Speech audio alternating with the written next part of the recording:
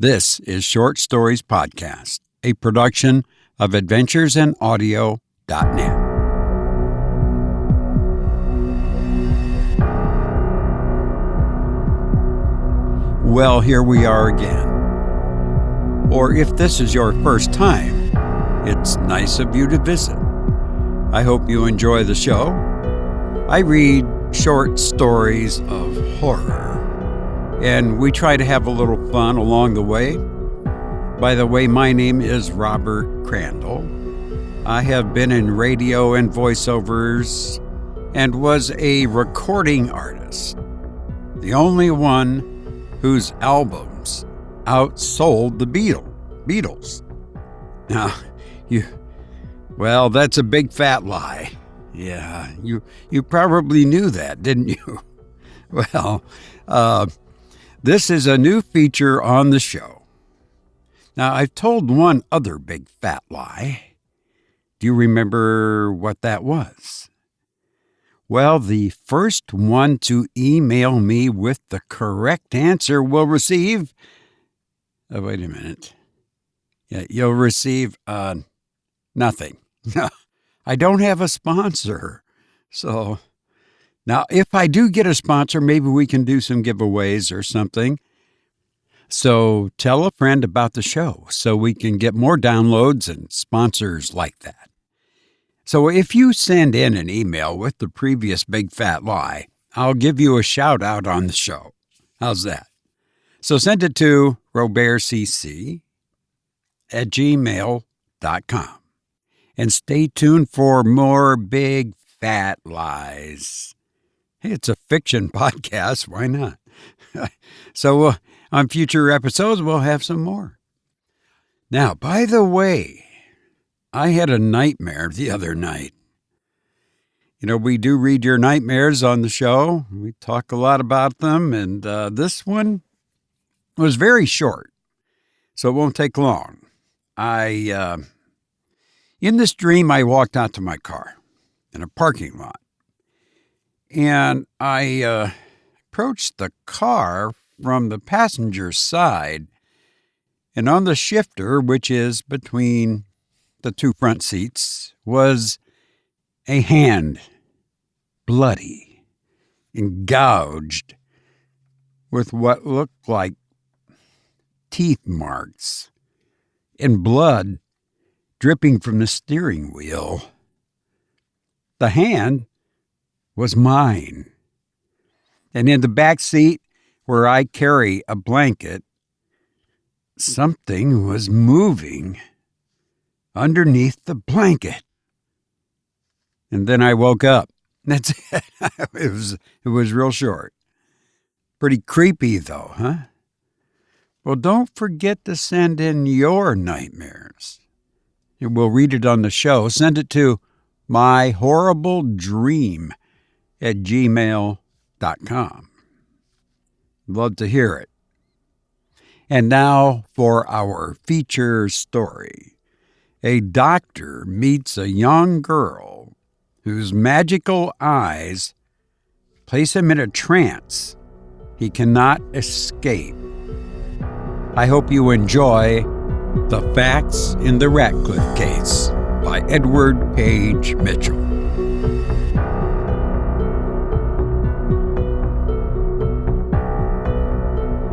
I first met Mrs. Borgia at a tea party in the town of R, where I was attending medical lectures. She was a tall girl, not pretty.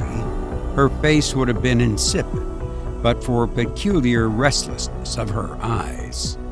They were neither bright nor expressive, yet she kept them so constantly in motion that they seemed to catch and reflect light from 1,000 sources. Whenever, as rarely happened, she fixed them, even for a few seconds, upon an object, the factitious brilliancy disappeared, and they became dull and somnolent. I am unable to say what was the color of Miss Borgia's eyes. After tea, I was one of a group of people whom our host, the Reverend Mr. Tinker, sought to entertain with a portfolio of photographs of places in the Holy Land. while endeavoring to appear interested in his descriptions and explanations, all of which I had heard before, I became aware that Mrs. Borgia was honoring me with a steady regard.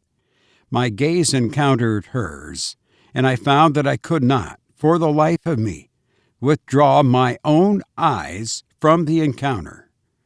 Then I had a singular experience, the phenomena of which I noted with professional accuracy. I felt the slight constriction of the muscles of my face, the numbness of the nerves that precedes physical stupor induced by narcotic agency. Although I was obliged to struggle against the physical sense of drowsiness, my mental faculties were more than ordinarily active.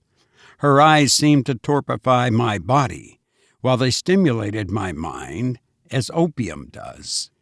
Entirely conscious of my present surroundings, and particularly alert to the Reverend Mr. Tinker's narrative of the ride from Joppa, I had accompanied him on that journey, not as one who listens to a traveler's tale, but as one who himself travels the road. When finally we reached the point where the Reverend Mr. Tinker's donkey makes the last sharp turn around the rock that had been cutting off the view ahead, and the Reverend Mr. Tinker beholds with amazement and joy the glorious panorama of Jerusalem spread out before him, I saw it all with remarkable vividness. I saw Jerusalem in Miss Borgia's eyes. I tacitly thanked fortune when her eyes resumed their habitual dance around the room, releasing me from what had become a rather humiliating captivity. Once free from their strange influence, I laughed at my weakness. "Pshaw," I said to myself. "You are a fine subject for a young woman of mesmeric talents to practice upon." "Who is Miss Borgia?" I demanded of the Reverend Mr. Tinker's wife at the first opportunity.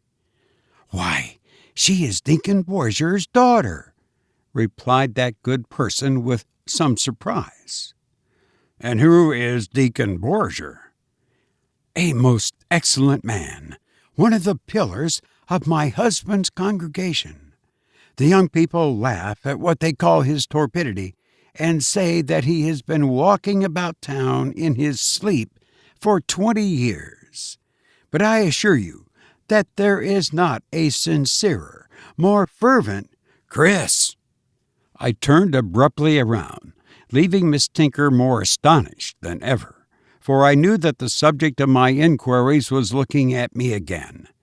She sat in one corner of the room, apart from the rest of the company. I straightway went and seated myself at her side. "That is right," she said. "I wished you to come. Did you enjoy your journey to Jerusalem?" "Yes, thanks to you." "Perhaps, but you can repay the obligation. I'm told that you are Dr. Mack's assistant in surgery at the college. There is a clinic tomorrow. I want to attend it." "As a patient?" I inquired. She laughed. "No, as a spectator. You must find a way to gratify my curiosity."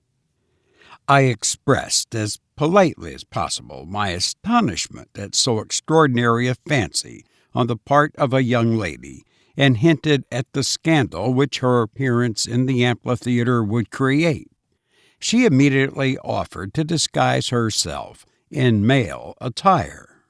I explained that the nature of the relations between the medical college and the patients who consented to submit to surgical treatment before the class were such that it would be a dishonorable thing for me to connive at the admission of any outsider, male or female. The argument made no impression upon her, and I was forced to decline peremptorily to serve her in the affair. "Very well," she said. I must find another way. At the clinic the next day, I took pains to satisfy myself that Miss Bourgier had not surreptitiously intruded. The students of the class came in at the hour, noisy and careless as usual, and seated themselves in the lower tiers of chairs around the operating table. They produced their notebooks and began to sharpen lead pencils. Miss Bourgier was certainly not among them. Every face in the lecture room was familiar to me. I locked the door that opened into the hallway and then searched the anteroom on the other side of the amphitheater.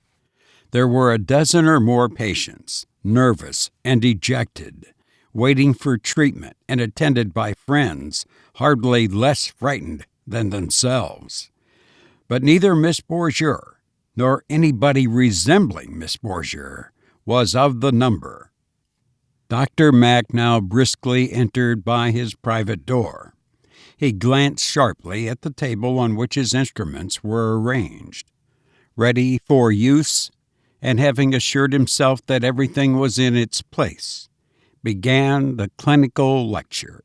There were the usual minor operations, 2 or 3 strabismus, 1 for cataract, the excision of several cysts and tumors, large and small, and the amputation of a railway brakeman's crushed thumb.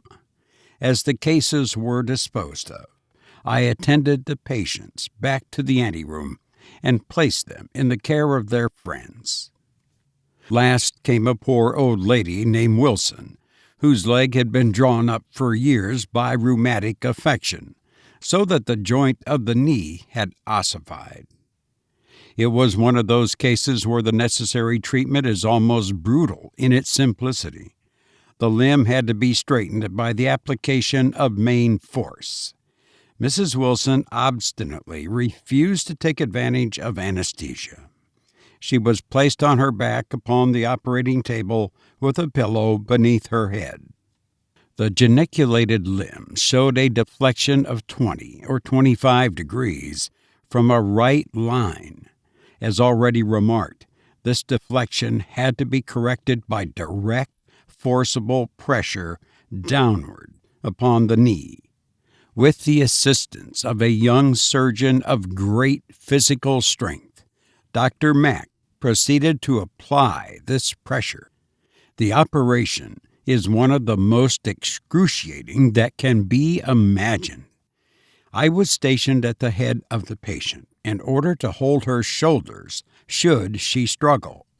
But I observed that a marked change had come over her since we established her upon the table. Very much agitated at first, she had become perfectly calm.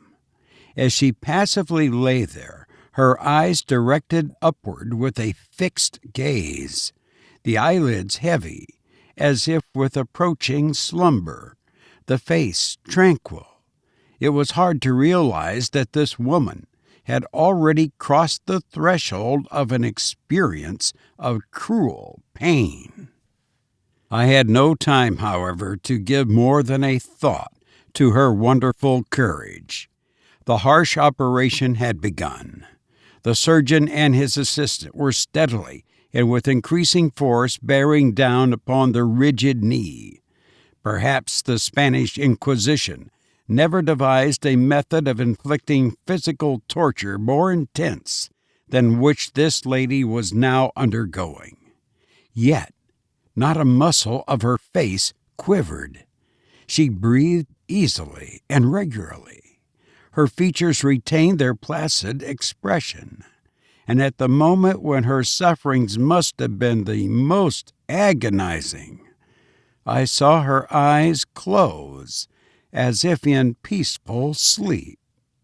At the same instant, the tremendous force exerted upon the knee produced its natural effect. The ossified joint yielded, and with a sickening noise, the indescribable sound of the crunching and gritting of bones of a living person, a sound so frightful that I have seen old surgeons with sensibilities hardened by long experience turned pale at hearing it. The crooked limb became as straight as its mate. Closely following this horrible sound, I heard a ringing peal of laughter. The operating table in the middle of the pit of the amphitheater was lighted from overhead. Directly above the table, a shaft, 5 or 6 feet square and closely boarded on its 4 sides, led up through the attic story of the building to a skylight in the roof. The shaft was so deep and so narrow that its upper orifice was visible from no part of the room except a limited space immediately around the table. The laughter which startled me seemed to come from overhead. If heard by any other person present, it was probably ascribed to a hysterical utterance on the part of the patient. I was in a position to know better. Instinctively, I glanced upward in the direction in which the eyes of Mrs. Wilson had been so fixedly bent. There, framed in a quadrangle of blue sky, I saw the head and neck of Miss Bourgier. The sash of the skylight had been removed to afford ventilation. The young woman was evidently lying at full length upon the flat roof. She commanded a perfect view of all that was done upon the operating table. Her face was flushed with eager interest and wore an expression of innocent wonder, not commingled with delight. She nodded merrily to me when I looked up and laid a finger against her lips, as if to warn me to silence. Disgusted, I withdrew my eyes hastily from hers. Indeed, after my experience of the previous evening, I did not care to trust my self-control under the influence of her gaze. As Dr. Mack, with his sharp scissors, cut the end of a linen bandage, he whispered to me, "This is without parallel. Not a sign of syncope, no trace of functional disorder. She has dropped quietly into healthy sleep during an infliction of pain that would drive a strong man mad." As soon as released from my duties in the lecture room, I made my way to the roof of the building. As I emerged through the scuttleway, Miss Bourgier scrambled to her feet and advanced to me without manifesting the slightest discomposure. Her face fairly beamed with pleasure. "Wasn't it beautiful?" she asked with a smile, extending her hand. "I heard the bones slowly grinding and crushing." I did not take her hand. "How came you here?" I demanded, avoiding her glance. "Oh," she said, with a silvery laugh, "I came early about sunrise. The janitor left the door ajar, and I slipped in while he was in the cellar. All the morning I spent in the place where they dissect, and when the students began to come in downstairs, I escaped here to the roof." "Are you aware, Miss Bourgier," I asked very gravely, "that you have committed a serious indiscretion and must be gotten out of the building as quickly and as privately as possible?" She did not appear to understand. "Very well," she said. "I suppose there is nothing more to see. I may as well go." I led her down through the garret, cumbered with boxes and barrels of unarticulated human bones, through the medical library, unoccupied at that hour, by a back stairway, into and across the great vacant chemical lecture room, through the anatomical cabinet, full of objects appalling to the imagination of her sex. I was silent, and she said nothing, but her eyes were everywhere, drinking in the strange surroundings with an avidity which I could feel without once looking at her. Finally, we came to a basement corridor, at the end of which a door not often used gave egress by an alleyway to the street. It was through this door that subjects for dissection were brought into the building. I took a bunch of keys from my pocket and turned the lock. "Your way is clear now," I said. To my immense astonishment, Miss Bourgier, as we stood there together at the end of the dark corridor, threw both arms around my neck and kissed me. "Goodbye," she said as she disappeared through the half-open door. When I awoke the next morning after sleeping for more than 15 hours, I found that I could not raise my head from the pillow without nausea. The symptoms were exactly like those which marked the effects of an overdose of laudanum. I have thought it due to myself and to my professional reputation to recount these facts before briefly speaking of my recent testimony as an expert in the Ratcliff murder trial, the character of my relations with the accused having been persistently misrepresented. The circumstances of that celebrated case are no doubt still fresh in the recollection of the public. Mr. John L. Ratcliff, a wealthy middle-aged merchant of Boston, came to St. Louis with his young bride on their wedding journey. His sudden death at the Planters Hotel, followed by the arrest of his wife, who was entirely without friends or acquaintances in the city, her indictment for murder by poisoning, the conflict of medical testimony at the trial, and the purely circumstantial nature of the evidence against the prisoner attracted general attention and excited public interest to a degree that was quite extraordinary. It will be remembered that the state proved that the relations of Mr. and Mrs. Ratcliff, as observed by guests and servants of the hotel, were not felicitous, that he rarely spoke to her at table, habitually averting his face in her presence, that he wandered aimlessly about the hotel for several days previous to his illness, apparently half stupefied, as if by the oppression of some heavy mental burden, and that when accosted by anyone connected with the house, he started, as if from a dream, and answered incoherently, if at all. It was also shown that by her husband's death, Mrs. Ratcliff became the sole mistress of a large fortune. The evidence bearing directly upon the circumstances of Mr. Ratcliff's death was very clear.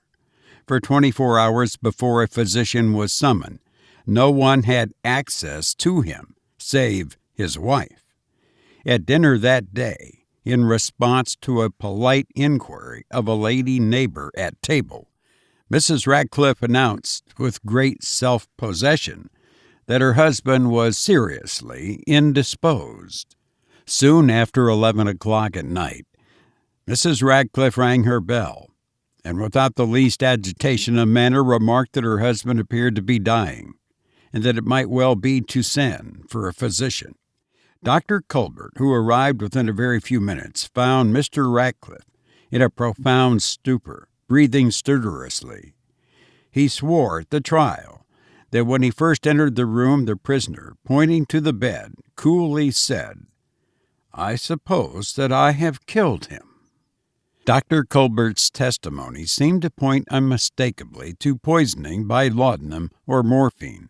The unconscious man's pulse was full but slow, his skin cold and pallid, the expression of his countenance placid, yet ghastly pale, lips livid.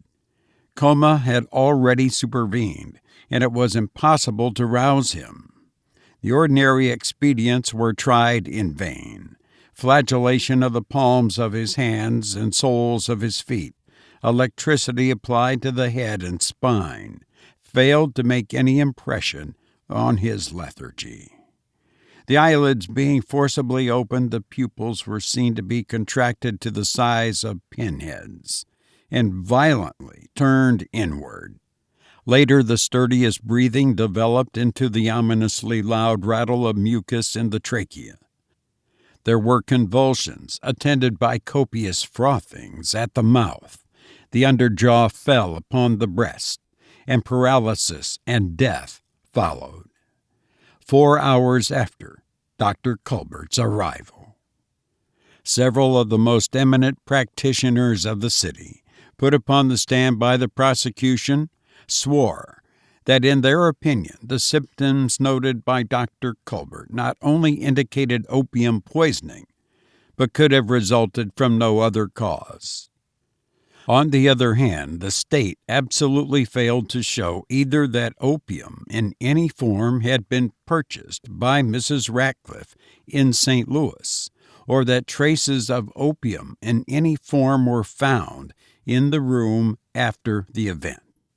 It is true that the prosecuting attorney, in his closing argument, sought to make the latter circumstance tell against the prisoner. He argued that the disappearance of any vessel containing or having contained laudanum, in view of the positive evidence that laudanum had been employed, served to establish a deliberate intention of murder and to demolish any theory of accidental poisoning that the defense might attempt to build. And he propounded half a dozen hypothetical methods by which Mrs. Ratcliff might have disposed in advance of this evidence of her crime. The court, of course, in summing up, cautioned the jury against attaching weight to this hypothesis of the prosecuting attorney. The court, however, put much emphasis on the medical testimony for the prosecution and on the calm declaration of Mrs. Ratcliff to Dr. Culbert, "I suppose that I have killed him." Having conducted the autopsy and afterward made a qualitative analysis of the content of the dead man's stomach, I was put on the stand as witness for the defense. Then I saw the prisoner for the first time in more than 5 years. When I had taken the oath and answered the preliminary questions, Mrs. Ratcliff raised the veil which she had worn since the trial began, and looked me in the face with the well-remembered eyes of Miss Borcher. I confess that my behavior during the first few moments of surprise afforded some ground for the reports that were afterward current concerning my relations with the prisoner. Her eyes chained not only mine, but my tongue also. I saw Jerusalem again, and the face framed in blue sky peering down into the amphitheater of the old medical college. It was only after a struggle which attracted the attention of judge, jury, bar, and spectators that I was able to proceed with my testimony. That testimony was strong for the accused. My knowledge of the case was wholly post-mortem. It began with the autopsy. Nothing had been found that indicated poisoning by laudanum or any other agent. There was no morbid appearance of the intestinal canal, no fullness of the cerebral vessels, no serious effusion. Every appearance that would have resulted from death by poison was wanting in the subject. That, of course, was merely negative evidence. But furthermore, my chemical analysis had proved the absence of the poison in the system. The opium odor could not be detected. I had tested for morphine with nitric acid, permeate of iron, chromate of potash, and most of all, iodic acid. I had tested again for maconic acid with the permeate of iron. I had tested by Lassigne's process, by Dublain's, and by Flandin's, as far as the resources of organic chemistry could avail. I had proved that notwithstanding the symptoms of Mr. Ratcliff's case before death had not resulted from laudanum or any other poison known to science.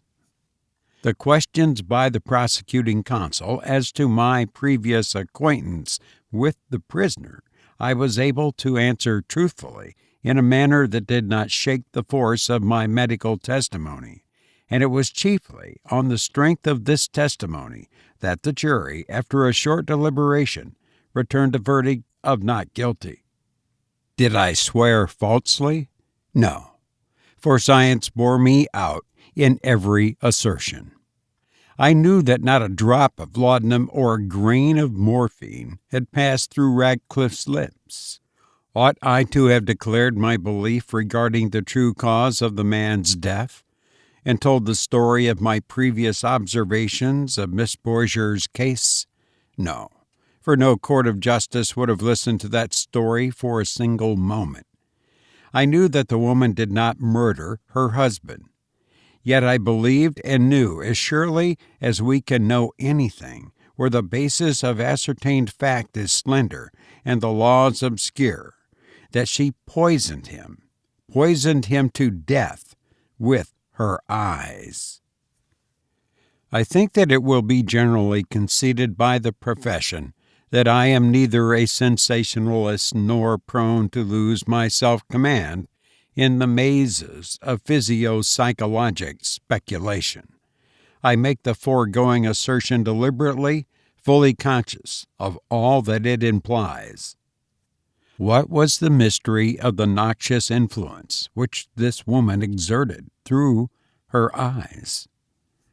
What was the record of her ancestry, the secret predisposition in her case? By what occult process of evolution did her glance derive the toxical effect of Papaver somniferum? How did she come to be a woman poppy? I cannot yet answer these questions. Perhaps I shall never be able to answer them. But if there is need of further proof of the sincerity of my denial of any sentiment on my part, which might have led me to shield Mrs. Ratcliff by perjury, I may say that I have now in my possession a letter from her, written after her acquittal, proposing to endow me with her fortune and herself, as well as a copy of my reply, respectfully declining the offer.